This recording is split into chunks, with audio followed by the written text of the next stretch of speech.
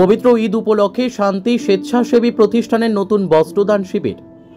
পবিত্র ঈদ উপলক্ষে শান্তি স্বেচ্ছাসেবী প্রতিষ্ঠান উদ্যোগে শতাধিক দুস্থ মানুষদের নতুন বস্ত্র বিতরণ অনুষ্ঠান হয়ে গেল চাপড়া এলেমনগর মোড়ে 9 এপ্রিল 2024 মঙ্গলবার বিকেল 4টায়।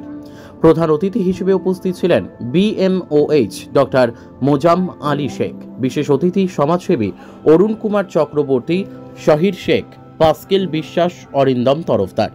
সম্প্রীতির বাতাবরণে আলোচনা করেন শিক্ষিকা ববিতা মণ্ডল, শিক্ষক শাহরিয়ার হাসান কালিব।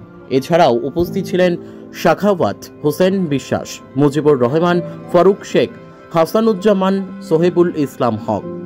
গজল পাঠ করেন ঝর্ণা বেগম। শান্তির পক্ষে সকলকে ঈদের শুভেচ্ছা জানান সম্পাদক মুস্তাকিম শেখ সহ সভাপতি আবু সাইদ মোল্লা এবং লালমোহন মল্লিক, হাসান শেখ, শাহিন বিশ্বাস, মিঠুন মল্লিক। চাপড়া নদিয়ার থেকে সাধন পাত্রের রিপোর্ট, এস নিউজ বাংলা। সন্তানের মতো ফিরোজ আহমেদ, সোহেবুল হক এবং ফারুক শেখ, এদের প্রতি আমার বিশেষ কৃতজ্ঞতা এই মঞ্চ থেকে আমি ঘোষণা করছি। যখন তারা শুনেছে যে আমরা এই কাজের সাথে যুক্ত, তারা সাহায্যের হাত বাড়িয়ে দিয়েছে এবং তারা আমাদের এই সংস্থার হাতকে আরও শক্ত করতে চাইছে। তা আমার আজকে কিছু বলার একটাই বক্তব্যের বিষয় যে শান্তি শুধু একটি নির্দিষ্ট সাম্প্রদায়িক গোষ্ঠী নয়।